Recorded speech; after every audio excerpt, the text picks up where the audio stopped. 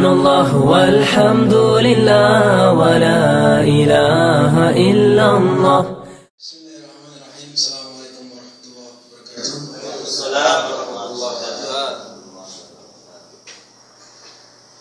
Innal hamdalillah nahmaduhu wa nasta'inuhu wa nastaghfiruh wa na'udzu billahi min shururi anfusina wa sayyiati a'malina. May yahdihillahu fala mudilla lahu wa may yudlil fala hadiya lahu. Wa asyhadu an la ilaha illallah wahdahu la syarika lahu wa asyhadu anna Muhammadan 'abduhu wa rasuluh. Allahumma shalli ala Muhammad wa ala alihi wa sahbihi wa man tabi'ahum bi ihsanin ila yaumiddin.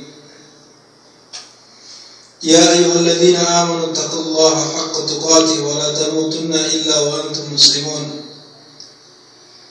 Ya ayyuhan nasu ittaqu rabbakum alladzi khalaqakum min nafsin wahidah wa khalaqa minha zawjaha wa batha minhuma rijalan katsiran wa nisaa'a wattaqullaha alladzi tasaaluna bihi wal arham innallaha kana 'alaykum raqiba. Ya ayyuhalladzina amanu taqullaha wa qulu qawlan sadida yuslih lakum a'malakum wa yaghfir lakum dhunubakum wa man yuti' Allaha wa rasulahu faqad faza fawzan 'azima. Amma ba'du fa inna asdaqal hadits kitabullah wa khairal hadi hadi Muhammadin sallallahu alaihi wasallam wa syarrul umuri muhdatsatuha wa kullu muhdatsatin bid'ah wa kullu bid'atin dhalalah wa kullu dhalalatin finnar. Ikhwatal iman, akramani wa akramakumullah. Kita bersyukur kepada Allah Subhanahu wa taala yang mana pada hari ini atau malam ini kita masih diberikan kesehatan oleh Allah Subhanahu wa taala untuk bisa menghadiri majelis ilmu ini, yang mudah-mudahan Allah Subhanahu wa taala menjadikan amal baik kita ini sebagai pemberat dari timbangan kebaikan kita di akhirat nanti. Amin. Yang mana ketahuilah ikhwatal iman bahwa talabul ilmi, menuntut ilmu adalah merupakan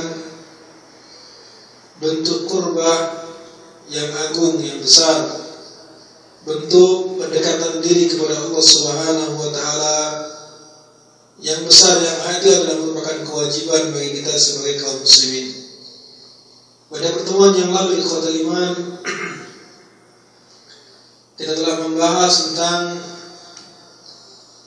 perkara-perkara yang menjadikan kita disunahkan untuk mandi.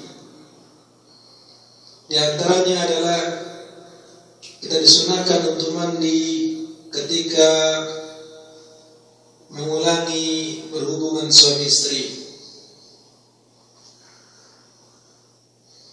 Al-iktisal inda kulli jima', yaitu mandi ketika seseorang misalkan dia memiliki 2 istri atau 3 istri, dia gilir pada satu malam tersebut, maka sunahkan pada setiap hubungannya adalah mandi.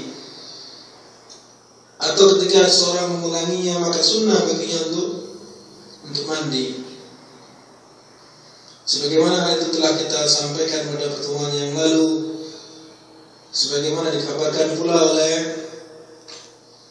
Abu Rafi bahwasanya Nabi sallallahu alaihi wasallam suatu malam beliau menggilir istri-istrinya dan beliau mandi pada setiap kali menggauli istrinya tersebut. Kemudian yang kedua, iktisal mustahadah li kulli shalah. Kita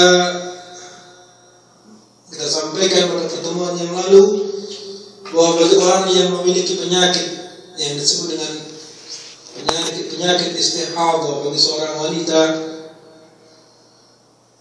Yang istihadah ini berbeda dengan haid, berbeda pula dengan nifas, yang mana dia dikatakan sebagai penyakit karena darahnya tidak sama ketika keluar, adalah tidak seperti darah haid dari sifatnya dan seterusnya, karena darah tersebut adalah darah penyakit yang keluarnya bukan dari dalam rahim. Yang mana ketika seseorang mendapati sholat wajib maksudnya, maka disunahkan baginya untuk mandi setiap dia akan mendirikan sholat tersebut. Jadi paling tidak sebagaimana dikabarkan oleh Rasulullah SAW, dia mandi dalam sehari 3 kali. Mandi untuk sholat zuhur dan asar, dan cara mengerjakannya adalah sholat zuhur di akhir waktu, kemudian sholat asar di awal waktu. Kemudian ketika dia mendapati sholat maghrib dan isya, maka sebelum dia melaksanakan sholat maghrib, maka disunahkan baginya untuk mandi, kemudian mengerjakan sholat maghrib di akhir waktu dan melaksanakan sholat isya di awal waktu. Kemudian setelah itu ketika dia ingin melaksanakan sholat fajar, maka hendaknya baginya juga mandi. Maka di sini disunahkan baginya mandi paling tidak sehari 3 kali. Akan tapi hukumnya adalah baginya adalah sifatnya hanya sunnah saja.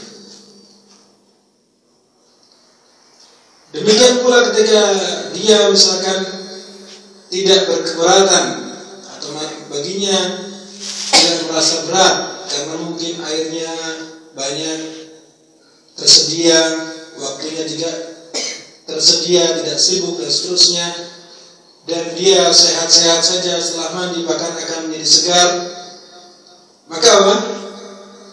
Disunahkan baginya untuk mandi setiap kali hendak melaksanakan sholat. Berarti berapa kali? 5 kali. Demikianlah yang ditunjukkan oleh Rasulullah SAW bagi orang yang istihadah. Akan tapi di sini hukumnya adalah sunnah. Misalkan dia tidak menghendaki, misalnya tidak mandi, maka cukuplah dia berwudu pada setiap akan melaksanakan sholat. Kemudian ikhwatul iman yang selanjutnya, al-iktisal ba'da al-ighma, yaitu mandi yang dilakukan setelah seseorang pingsan kemudian dia siuman dari pingsannya tersebut, maka disunahkan baginya untuk mandi. Sebagaimana hal itu terjadi pada Rasulullah SAW dan beliau melakukannya.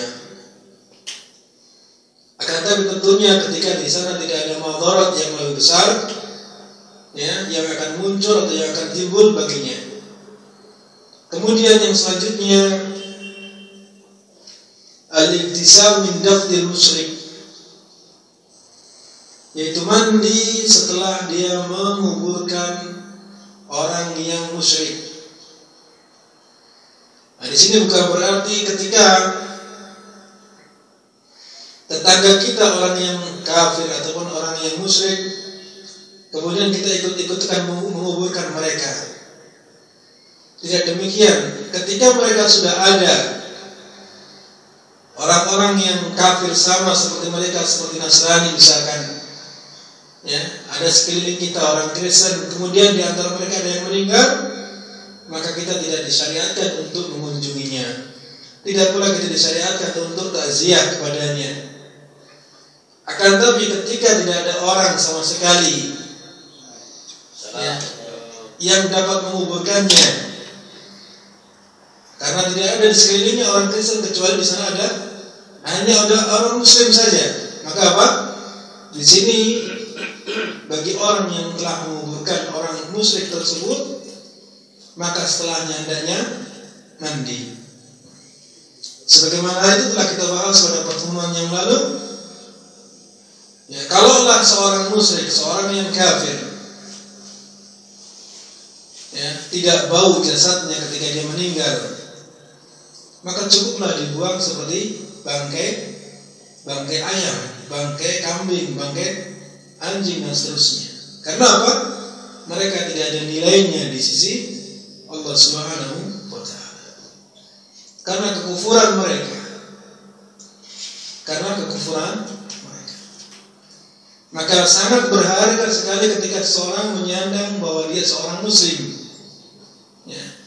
Walaupun mungkin bermaksiat, akan tapi jangan sampai dia mengotori keislamannya dengan berbuat syirik atau melakukan perbuatan-perbuatan yang dapat menyebabkan batal keislamannya.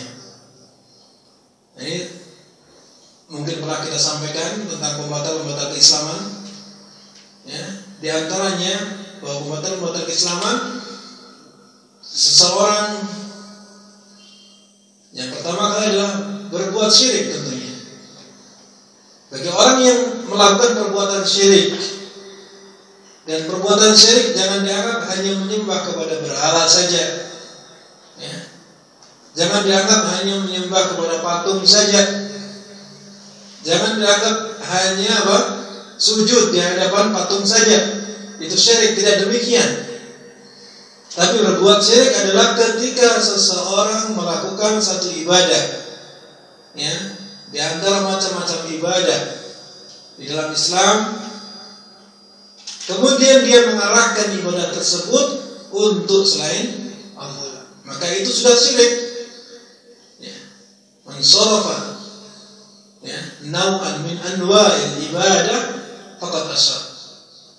Barang siapa menyelewengkan satu macam dari macam-macam ibadah, maka dia telah berbuat syirik. Contohnya, seseorang berdoa, ya, berdoa ibadah atau bukan? Apa dalilnya kita mengatakan berdoa adalah ibadah? Ya. Kita mengatakan berdoa adalah ibadah, apa dalilnya? Ya, karena apa? Ketika kita tidak mengetahui perintah, maka itu bukan ibadah. Pada asalnya kita melakukan suatu ibadah, hukumnya dilarang,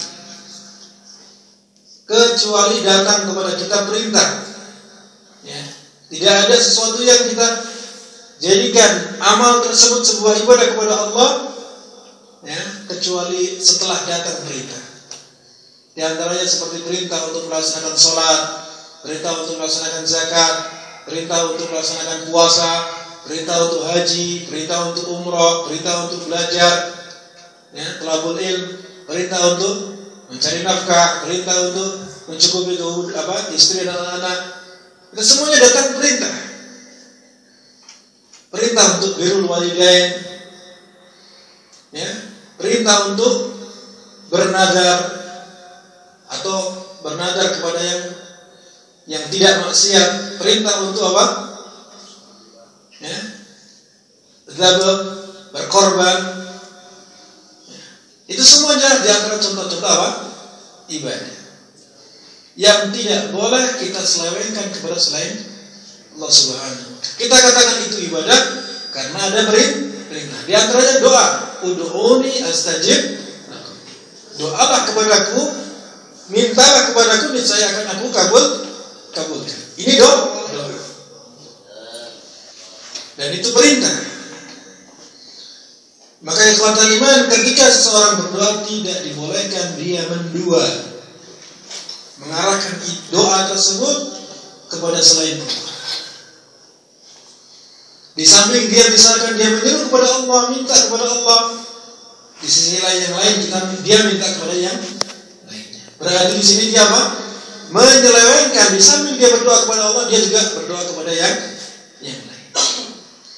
Dan ingatlah Allah Subhanahu wa ta'ala, ya, memerintahkan kepada kita, ud'uni, kata Allah.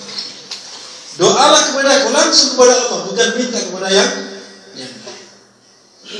Jangan dianggap bahwasanya Allah itu disamakan dengan seperti apa? Presiden, disamakan dengan seperti, ya, pimpinan perusahaan, disamakan seperti, ya, pejabat yang tinggi dan seterusnya. ketika kita minta harus ada ajudan, harus ada perantara, harus ada ini dan itu. Jangan dianggap seperti itu. Karena apa? Tidak sama antara Allah Subhanahu wa Ta'ala dengan makhluknya. Ya. Presiden memang dia butuh perantara-perantara. Barangkali karena apa? Waktunya yang tidak cukup. Barangkali orang tidak akan menghiraukan ketika apa? Tidak dikenal dan seterusnya. Maka ini butuh perantara. Dan ini tidak seperti apa? Jangan disamakan bahwa itu seperti Allah Subhanahu wa Ta'ala. Ya. Ta'ala Allah amma yaqulun. Allah Maha tinggi dari apa yang mereka ucapkan. Ini ikhwatal iman. Kita berdoa kepada Allah Subhanahu wa Ta'ala, langsung minta kepada Allah, tidak minta kepada selain Allah. Tidak pula kita menjadikan perantara-perantara selain Allah Subhanahu wa Ta'ala. Ya. Kecuali perantara-perantara yang disyariatkan. Dulu pernah kita bahas tentang tawassul, ya. Antara tawassul yang disyariatkan dan tawassul yang tidak disyariatkan. Ini. Di antara tawassul yang disyariatkan adalah kita bertawassul. Jadi kita berdoa kepada Allah Subhanahu wa Ta'ala dengan perantaraan apa? Tawassul amal-amal soleh kita. Kita bertawassul dengan nama-nama Allah yang husna. Ya, nama-nama Allah Subhanahu wa Ta'ala yang mulia. Nama-nama dan sifat-sifat Allah Subhanahu wa Ta'ala. Misalkan kita sebelum berdoa kita sebut, kita minta rezeki. Ya Razzaq, urzuqna rizqan wasi'an. Misalkan demikian. Ya Ghafur, ighfir lana khatayana, misalkan. Ini di antara kita bertawassul kepada Allah Subhanahu wa Ta'ala dengan nama-nama Allah Subhanahu wa Ta'ala. Yaitu memulai menyebut nama Allah ataupun sifat-sifatnya, kemudian baru setelah itu kita berdoa. Itu cara bertawassul dengan Asmaul Husna. Adapun bertawassul dengan amal saleh, mungkin sering kita ceritakan tentang kisah 3 orang yang terjerumus atau yang masuk ke dalam gua, kemudian tertutup pintunya oleh batu besar. Kemudian di antara mereka apa? Bertawassul dengan amal-amal saleh mereka. Mereka berdoa kepada Allah Subhanahu wa Ta'ala agar dibukakan pintunya. Salah satu di antara mereka berdoa bagaimana? Ya, mengingat amal solehnya. Ya, dahulu dia memiliki istri dan anak-anak, dan juga memiliki kedua orang tua. Di antara mereka mengatakan apa? Ya, bahwasanya dikisahkan dalam hadis Rasulullah SAW, salah seorang di antara mereka bertawassul dengan amalannya yang mana dia sangat-sangat berbakti kepada kedua orang tuanya, yang mana dia sebagai penggembala kambing yang biasa memerah susu. Kemudian pada hari itu dia agak terlambat pulangnya, ya, dan belum memberikan susu kepada kedua orang tuanya. Yang biasa dia kedepankan terlebih dahulu kepada kedua orang tuanya sebelum kepada anak dan istrinya. Maka ketika dia pulang, ya, dia membawa perahan susu. Tujuannya untuk kedua orang tuanya. Akan tapi didapati kedua orang tuanya sudah tidur pulas, dan beliau tidak membangunkannya sampai ditunggu, ya, orang tuanya terbangun. Ditunggu sampai kedua orang tuanya apa? Terbangun. Walaupun melihat apa? Anak istrinya merengek-rengek, mereka kehausan, kelaparan. Tapi apa? Dia tetap mendahulukan untuk kedua orang tuanya. Ya. Mendahulukan untuk kedua orang tuanya. Ini diambil faidah dari hadis ini, bahwasanya para ulama menyebutkan bahwa hak orang tua bagi seorang suami ini lain dengan perempuan. Bagi seorang suami, hak orang tua lebih didahulukan daripada hak istri dan anak. Ini. Jadi hak orang tua, ketaatan kita kepada kedua orang tua harus didahulukan. Birrul walidain kita harus didahulukan daripada apa? Kepada istri dan anak. Berbeda bagi seorang istri. Dia patuhnya Hak suami lebih didahulukan daripada hak dia kepada orang tua. Ini seorang istri. Nah, sekali lagi bahwa seorang tersebut yang dia bilul walidain, ya, yang betul-betul dia taat patuh kepada kedua orang tuanya, taat kepada mereka, akhirnya apa? Dia berdoa kepada Allah Subhanahu wa taala, ya Allah, jika amalku tersebut adalah amal yang Kau terima, maka apa? Bukakanlah pintunya. Maka tergeserlah, karena mereka belum keluar, belum dapat keluar. Kemudian orang yang kedua berdoa kepada Allah Subhanahu wa taala dengan juga apa? Perantaraan amal salehnya. Dia mengatakan, ya Allah, ya, dulu saya memiliki ponakan yang memiliki apa? Misanan, ya, anak paman, seorang wanita anak paman yang saya menyukainya, saya senang kepadanya, saya cinta kepadanya, ya. Sampai pada suatu kali saya minta untuk apa? Untuk berhubungan, tapi tidak mau. Ya, kemudian berjalannya waktu, dia membutuhkan uang karena untuk kebutuhan keluarganya dan seterusnya, orang tuanya dan seterusnya mungkin. Akhirnya dia datang kepada saya, kemudian dia minta bantuan kepada saya. Akhirnya saya akan memberikannya dengan syarat dia mau, ya, berhubungan dengan, artinya berhubungan badan dengannya.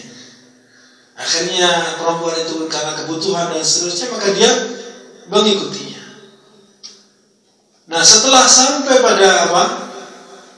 Baina su'abi al-arba, sudah siap di atasnya, ya, kemudian wanita tersebut mengatakan, ittaqillah, takutlah engkau kepada Allah, ya, janganlah engkau robek kecuali dengan yang hak, dengan cara yang benar. Maksudnya apa? Ya, dengan cara yang halal, dengan dinikah terlebih dahulu dan seterusnya. Maka kemudian dia meninggalkan wanita tersebut, kemudian dia apa? Ya, tinggalkan pula uangnya pada dirinya, pada wanita itu. Nah, kemudian dia mengatakan apa? Ya Allah, jika ini adalah amalan saleh yang Engkau terima, maka bukakanlah pintunya. Maka tergeser lagi.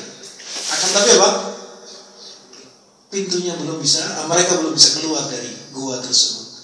Dan yang ketiga, dia memiliki satu amalan yang masya Allah, ya, yang mana dia pernah memiliki pegawai, ya, kemudian pegawai tersebut belum mengambil gajinya. Pegawai tersebut belum mengambil gajinya. Kemudian gaji yang ada pada diriku ini, ya, gajinya yang ada pada saya, maka saya kembang biakkan, ya, upahnya saya kembang biakkan, sehingga apa? Beranak pinak, karena mungkin bentuknya adalah bentuk kambing dan seterusnya atau yang lainnya. Akhirnya apa? Berkembang biak menjadi banyak, penuh satu lembar. Ya, kemudian ketika itu dia datang kepadaku, menagih gajinya. Kemudian dia menunjukkan, itu gajimu. Itu menunjukkan apa? Selembar penuh. Ya. Di sana ada kambing-kambing. Kemudian apakah engkau apa? Mentertawakanku, artinya apa? Mengejekku dengan hal itu. Jadi pegawai tersebut tidak percaya kalau gajinya sebanyak itu. Akan tapi apa? Akan tapi majikannya mengatakan, benar, itu adalah seluruh gajimu. Karena apa? Dulu gajimu yang tidak kamu ambil, saya kembangkan sehingga menjadi seperti ini. Maka silakan ambil semaumu. Akhirnya apa? Akhirnya dia ambil semuanya, tidak disisakan sedikit pun. Nah, ini. Tidak disisakan sedikit. Maka apa? Kemudian dia mengatakan, ya Allah, jika ini adalah amal saleh yang Kau terima, maka bukakanlah pintunya. Akhirnya terbukalah dan mereka bisa keluar. Nah, ini adalah bentuk contoh seseorang bertawassul dengan amal saleh. Dan ini disyariatkan dalam Islam. Sehingga kalau antum ingin berdoa kepada Allah Subhanahu wa taala, gunakan dengan cara-cara seperti ini.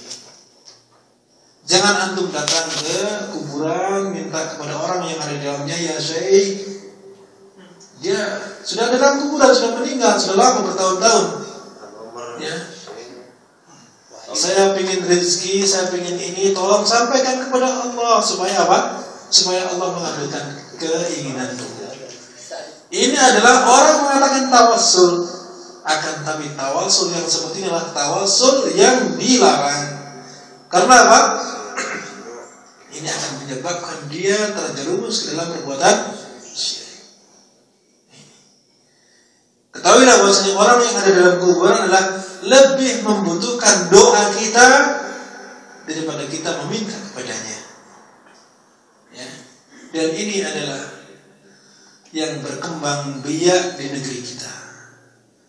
Ini yang menyebar di kalangan kebanyakan kaum muslimin, yang bahkan ini dianggap sebagai sebuah amal ibadah yang bagus dan yang benar. Ini adalah kekeliruan yang perlu kita luruskan.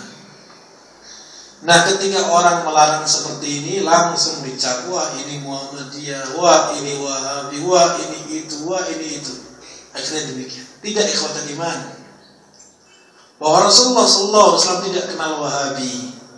Rasulullah SAW tidak kenal apa itu Muhammadiyah. Rasulullah SAW tidak kenal itu Persis, tidak kenal. Akan tapi ketika sahabat-sahabat Rasulullah SAW melewati apa? Satu pohon yang oleh orang-orang jahiliyah mereka jadikan sebagai apa? Gantungan pedang-pedang mereka untuk mencari berkah. Kemudian sahabat-sahabat mereka Rasulullah yang baru masuk Islam bertanya atau meminta kepada Rasulullah, "Wahai Rasulullah, jadikanlah kami apa?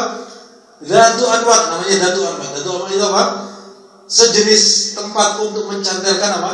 Pedang yang apa? Sehingga pedang itu nanti kalau dipakai akan menjadi apa? Mudah untuk menebas leher orang. Artinya diberikan keberkahan dengan dicantelkan di tempat tersebut. Wahai Rasulullah, jadikanlah kami Dhatu Anwat seperti mereka menjadikan Dhatu Anwat untuk mencantelkan pedang-pedang kami. Ya. Akan tapi apa kata Rasulullah SAW? Ya. Allahu Akbar kata Rasulullah. Rasulullah bertakbir. Kenapa? Karena mereka melakukan perbuatan-perbuatan yang keliru.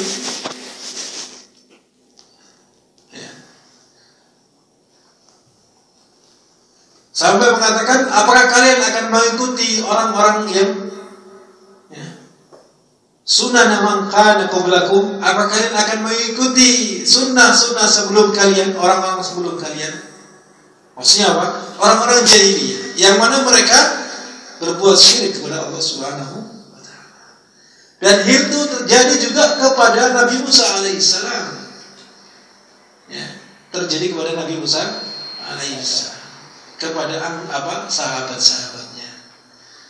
Dan itu ikhwatul iman, perbuatan-perbuatan seperti ini adalah terus akan tumbuh di masyarakat yang mereka bodoh terhadap tauhid. Mereka tidak tahu terhadap tauhid yang sebenarnya. Maka jangan sampai kita ikut-ikutan terhadap mereka. Ya, jangan sampai kita mengorbankan tauhid kita gara-gara apa? Kita tidak paham terhadap syariat ini. Ya, sehingga kita terjerumus ke dalam perbuatan syirik, yang syirik tadi adalah sebagai pembatal keislaman kita. Mungkin orang paham bahwasanya syirik itu dilarang. Syirik itu akan menyebabkan orang kekal dalam neraka. Tapi yang menjadi masalah adalah orang tidak memahami rincian perbuatan-perbuatan yang ternyata itu perbuatan syirik. Nah, ini kebanyakan orang tidak paham. Maka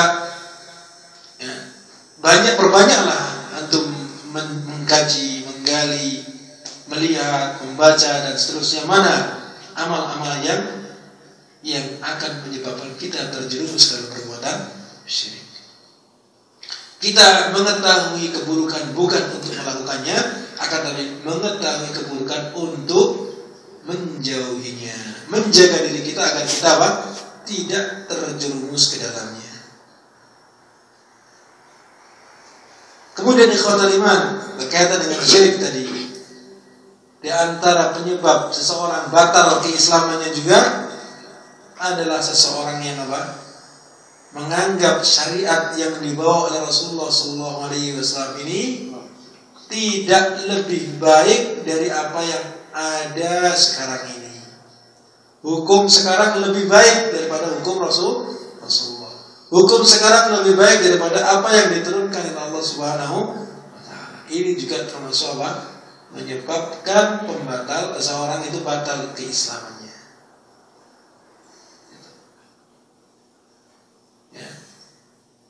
Dan masih banyak lagi disebutkan oleh para ulama, lebih dari 10 pembatal keislaman. Yang ini akan kita bahas setelah pembahasan tauhid insyaallah. Biidznillah ta'ala. Kemudian ikhwatul iman, rahimani wa rahimakumullah. Pembahasan yang kelima tentang amal-amal yang akan menjadikan kita disunnahkan untuk mandi adalah al-iktisalil aidain wa yaumi Arafah. Mandi untuk 2 hari raya dan hari Arafah.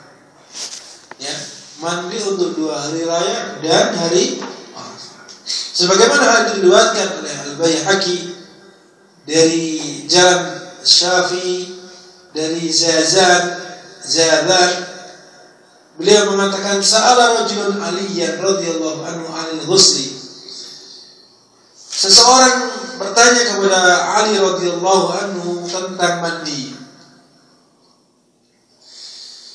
Qala, maka beliau mengatakan, "Irtasil kulla yawmin in syi'ta." Mandilah setiap hari jika engkau mau. Faqala, "La, al-ghusl alladhi huwa al-ghusl." Dia bertanya maksudnya apa? Bertanya tentang bukan mandi pada umumnya maksudnya.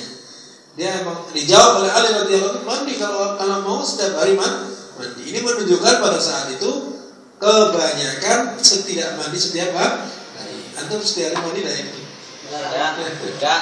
Kalau musim dingin bisa jadi dingin seminggu sekali mandi Jumat saja ya. 3 hari tiap hari mandi. 3 hari. Nah, di sini difahami oleh Ali radhiyallahu anhu adalah mandi pada umumnya, sehingga beliau mengatakan mandilah ya setiap hari jika kamu mau. Begitu. Faqala la, bukan itu maksudnya, kata dia. Al-ghusl alladhi huwa al-ghusl, maksudnya mandi janabah gitu. Qala, maka beliau radhiyallahu anhu menjawab, yaumal jumu'ah. Yang pertama adalah hari Jumat. Kemudian wa yauma Arafah, kemudian hari Arafah. Wa yauman nahr, kemudian yaum an-nahr, hari Idul Adha, Idul Kurban. Ya, an-nahr maksudnya apa? Hari menyembelih. Maksudnya ketika hari Idul Kurban. Wa yaumal fitri, kemudian berikutnya hari Idul Fitri.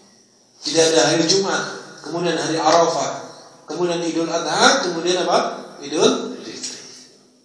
Ini di antara hari-hari yang disunahkan kita untuk mandi besar, ya, mandi besar. Kemudian yang selanjutnya ikhwatul iman, al-ghuslu min ghuslil mayyit. Nah, kalau tadi yang pertama yang kita sebutkan khusus kita mandi ketika seseorang memandikan apa? Mayit yang musyrik. Nah, sekarang disebutkan al-ghuslu min ghuslil mayyit. Liqouli sallallahu alaihi wasallam, man ghassala mayyitan falyaghtasil. Ya, di sini adalah hadis yang disahihkan. Yang disebutkan dalam Sahih Ibnu Majah. Ya. Yang mana Rasulullah sallallahu alaihi wasallam bersabda, man ghassala mayyitan, barang siapa yang memandikan mayit, falyaghtasil, maka hendaknya dia mandi.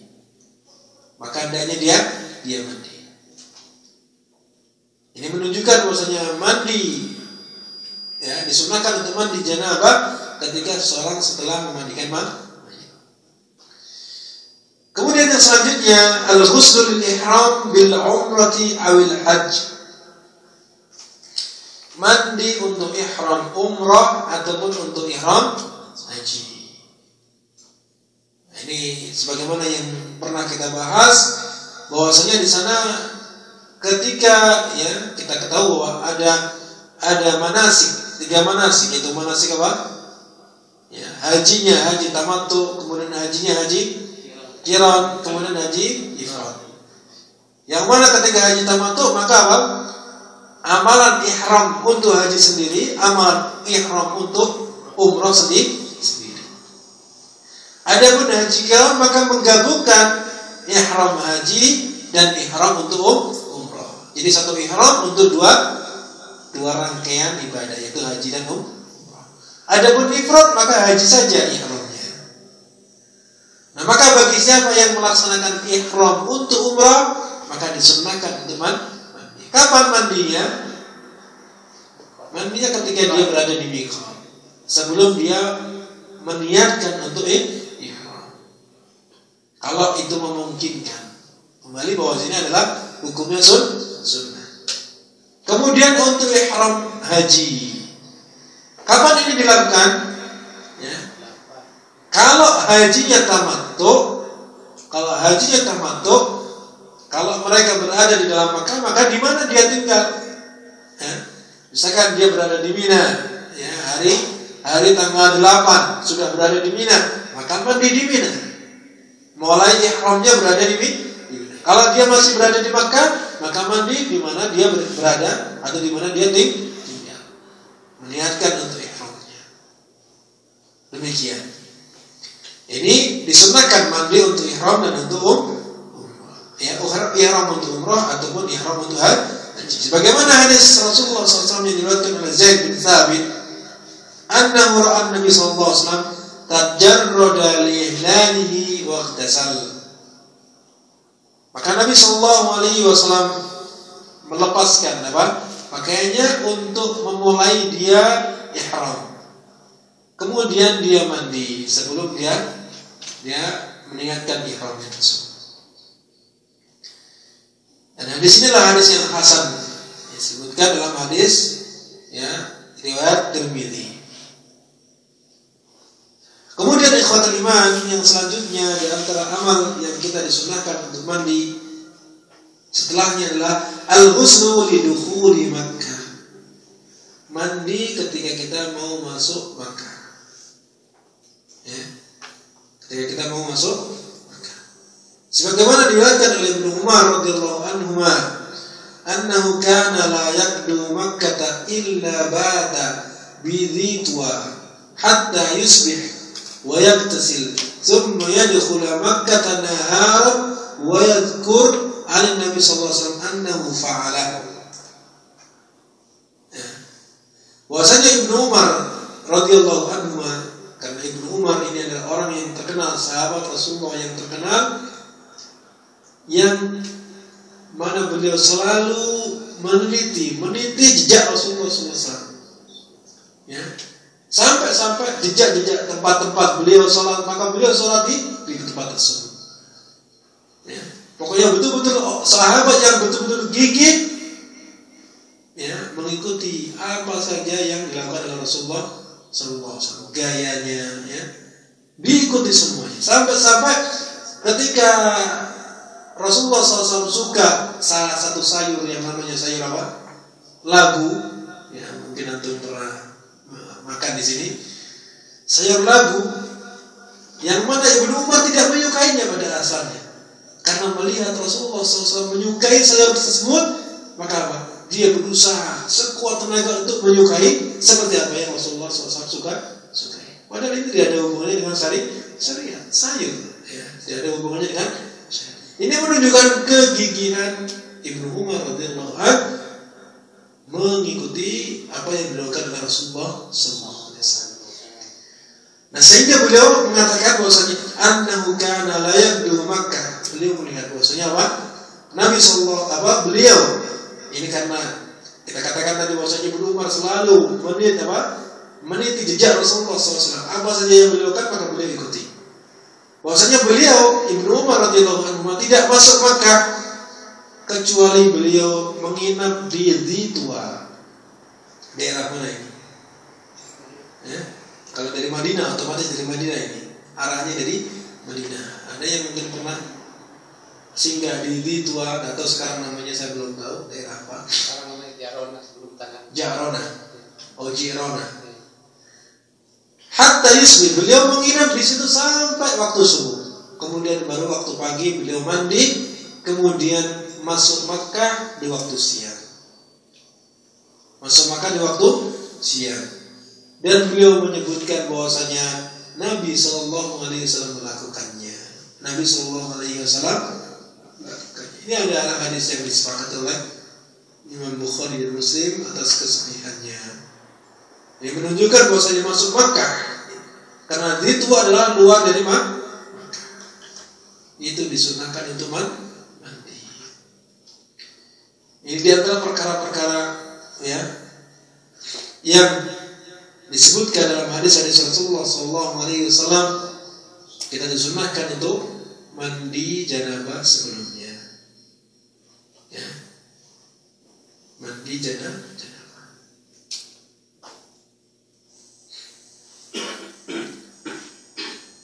Saya ulangi bahwa di antara amal-amal yang kita disunahkan untuk mandi adalah yang pertama ketika kita mengulangi hubungan suami istri, atau ketika mungkin bagi yang memiliki istri lebih dari satu, maka ketika dia mengilir maka mandi setiap berhubungan, setelah berhubung. Kemudian yang selanjutnya adalah bagi orang yang memiliki penyakit istihadah. Ya, bagi orang yang memiliki penyakit istihadah maka disunahkan baginya mandi setiap kali hendak sholat, atau 3 kali dalam sehari semalam. Itu apa? Ketika dia akan melaksanakan sholat untuk zuhur dan asar, kemudian untuk maghrib dan isya, dan untuk sholat subuh. Kemudian yang ketiga adalah setelah pingsan, ya, ketika dia siuman dari pingsannya maka disunahkan untuk mandi. Kemudian ketika menguburkan orang musyrik. Kemudian selanjutnya ketika hari Jumat, hari Idul Adha, Idul Fitri, kemudian hari Arafah. Kemudian mandi ketika seseorang setelah memandikan mayit. Kemudian juga mandi bagi orang yang akan ihram untuk umrah ataupun untuk haji. Dan yang selanjutnya adalah mandi ketika hendak masuk Makkah. Di sana ada pendapat-pendapat yang mengatakan ketika seorang mau berangkat untuk sholat istisqa maka disunahkan untuk mandi. Seperti dalam mazhab Syafi'i disebutkan dalam matan Bisuja. Dia disebutkan di antaranya ketika hendak melaksanakan sholat istisqa, maka di situ disunahkan untuk mandi sebelumnya. Kemudian ketika ketika perkara-perkara yang sifatnya berkumpul jamaah, ya, sholat istisqa, kemudian sholat gerhana, ya, maka di situ juga disunahkan untuk mandi. Alasannya apa? Alasannya dikiaskan kepada hari Jumat. Itu dikiaskan kepada hari Jumat, yang mana hari Jumat kita berkumpul, yang mana tujuannya supaya orang tidak merasa bau terhadap kita, berdekatan dengan mereka. Jadi ilahnya adalah apa? Karena berkumpulnya manusia sehingga orang tidak menjadi terganggu dengan bau kita, maka kita harus mandi. Dan tapi ini dibatalkan dengan dibantah dengan apa? Ternyata para sahabat Rasulullah SAW ketika sholat seperti sholat istisqa, mereka bukan justru menampakkan mereka dalam keadaan bersih, pakaiannya bersih dan seterusnya, tidak. Justru mereka menampakkan dengan pakaian-pakaian yang lusuh, dalam artian mereka menunjukkan mereka butuh begitu. Jadi menunjukkan mereka butuh air. Bagaimana kamu mendapatkan air ketika sholat istisqa tidak ada air? Bagaimana dia mandi? Ini. Maka di sini ikhwatul iman ini sudah terbantahkan dengan tersebut. Maka tidak ada dalil yang khusus tentang disunahkannya mandi ketika sholat istisqa. Demikian pula salat gerhana dan seterusnya. Nah, itu diantara yang disebutkan dalam matan Nabi suci tersebut. Kemudian ikhwatal iman, akramani wa akramakumullah, yang selanjutnya adalah pembahasan tentang at-taharah bis-sa'id atau tayammum, yaitu bersuci dengan as-sa'id.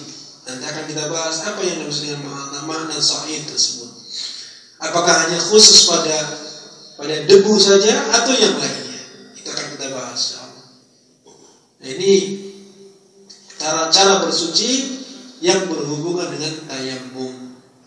Karena kita pahami bahwa bersuci ada dua macam, bersuci dengan air dan bersuci dengan debu. Nah, ini akan kita bahas insyaallah pada pertemuan yang akan datang insyaallah biidznillah taala. Ya, apabila Allah Subhanahu wa taala masih memberikan kesempatan kepada kita untuk bertemu kembali insyaallah, kita akan bahas tentang tayammum. Itu saja yang dapat saya sampaikan. Mudah-mudahan apa yang saya sampaikan dapat kita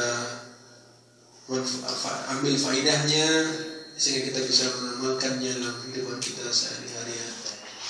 Sehingga amal ibadah kita akan menjadi baik, ibadah kita akan menjadi lurus, dan akidah kita juga akan menjadi semakin lurus. Subhanakallahumma wa bihamdika asyhadu an la ilaha illa anta astaghfiruka wa atubu ilaik. Sallallahu ala nabiyyina Muhammad wa ala alihi wa sahbihi ajma'in. Assalamualaikum warahmatullahi wabarakatuh.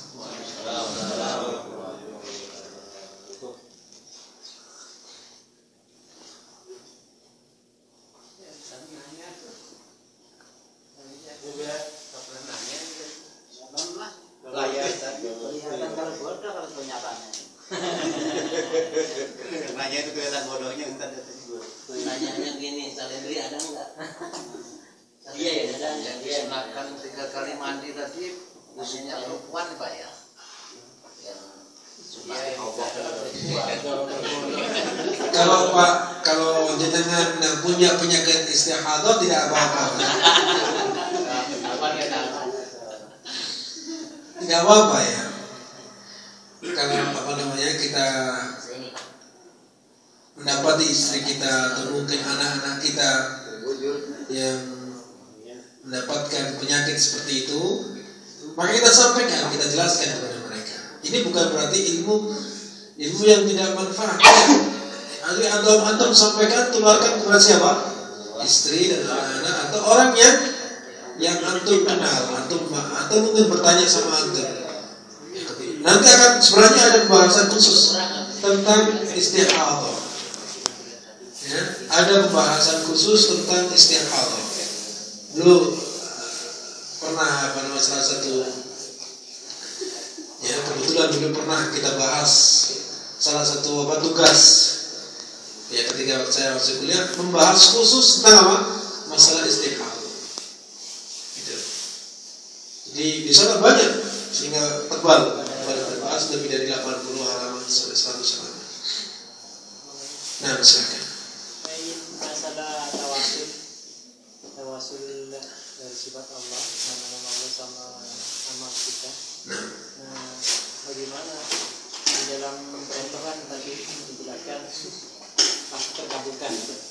Nah, seandainya mungkin kita sudah mengikuti syariat dari agama, amal-amal kita, cara-cara kita, sedangkan doa itu tidak nampak secara langsung, tidak terkabulkan. Bagaimana untuk menanggapi iman kita biar tidak goyah kalau itu berarti begini karena tidak terkabul, begitu maksudnya. Nah, yang kedua masalah mandi di mikot yang berniat untuk umroh itu. Nah, pakaiannya kebanyakan saya lihat tuh berpakaian biasa itu bawa ihram. Nah, setelah mandi pakai ihram.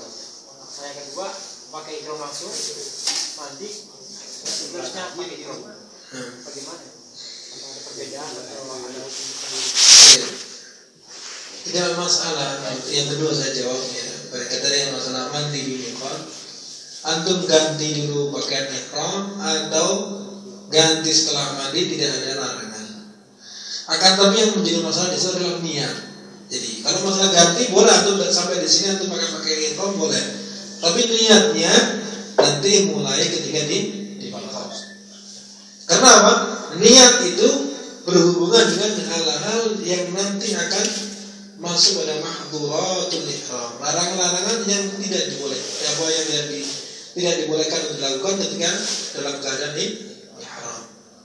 Nah, sehingga niat ketika kita di miqat, ya, demikian. Jadi tidak ada larangan antum berangkat menuju tempat mandi antum sudah ganti pakaian ihram, mungkin untuk meringkas dan seterusnya, atau antum ganti setelah apa? Setelah antum mandi.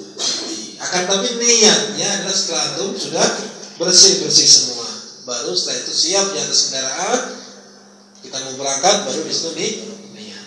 Demikian. Yang kedua berkaitan dengan masalah apa tadi? Tawassul, ya. Berkaitan dengan masalah tawassul yang mana kebanyakan doa kita misalkan tidak dikabul dan seterusnya. Ketahuilah bahwasanya doa kita bentuk pengabulannya itu 3 hal. Ya. Bentuk pengabulannya adalah 3 hal. Pertama, sebagaimana disebut dalam hadis bahwasanya bentuk pengabulan Allah Subhanahu wa taala kepada hambanya seperti apa yang dia minta. Secara langsung seperti apa yang dia minta. Misalkan antum minta, ya Allah berikan saya istri kedua, antum akan mendapatkan istri yang kedua misalkan. Dan seperti yang kisah dalam gua tadi, Allah langsung berikan seperti apa yang mereka minta.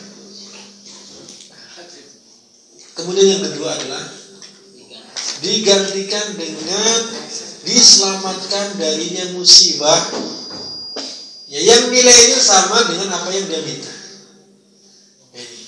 Misalkan seperti kemarin, ya, kita dapati Pak Akhwan nabrak lampu merah. Seharusnya kan 800 real seharusnya. Tapi karena di situ ada kamera, maka selamat dari 800. Ini juga bentuk apa? Bentuk pengabulan Allah Subhanahu wa taala dari doa yang mungkin pernah diminta. Itu rezeki 1 bulan gaji misalkan. Hati-hati bawa besok. Karena nggak ada kamera. Misalkan contoh saja bahannya. Sampai dulu. Atau mungkin yang lebih besar dari itu mungkin apa namanya? Kecil ya, bentuknya kecil. Ya. Antum minta, ya Allah, ada mungkin teman-teman kita yang tidak dikabulkan, ingin sekali ke Saudi misalnya. Ingin sekali ke Saudi, ingin bekerja di Saudi. Tapi ternyata apa? Visa tidak kunjung tiba, ya. Atau mungkin dipersulit di PT di sana sini. Ternyata apa? Ternyata teman-teman yang datang ke sini bukannya mendapatkan apa majikan yang bagus, tapi justru di sini ditambah banyak hutangnya dan seterusnya. Ini banyak terjadi pada teman-teman kita. Dan mereka juga, waduh, saya lebih baik dulu tidak usah kesini gitu. Ini teman-temannya sudah pulang. Sama demikian. Nah, ini menunjukkan apa? Menunjukkan ketika dia tidak berangkat, justru dia akan lebih selamat, tidak tumpuk hutang. Atau mungkin ketika dia ingin menaiki kendaraan misalnya, ya, menaiki kendaraan, ya, qadarullah dia tidak jadi ikut karena ada suatu. Ternyata apa? Qadarullah kendaraan tersebut terkena musibah, menabrak ataupun dia guling. Ini antum diselamatkan dari apa? Dari gulingnya tersebut, musibah tersebut. Ini adalah bentuk pengabulan Allah Subhanahu wa taala terhadap apa yang kita minta yang mungkin kita tidak merasakannya. Antum jangan pahami rizki itu bentuknya hanya real saja. Antum jangan pahami rizki itu bentuknya hanya uang saja. Tapi apa? Kesehatan. Antum diselamatkan dari musibah. Inilah itu, maka itu adalah bentuknya apa? Bentuknya adalah pengabulan doa yang selama ini kita minta. Dan yang ketiga, disimpan, nanti akan diberikan di akhirat.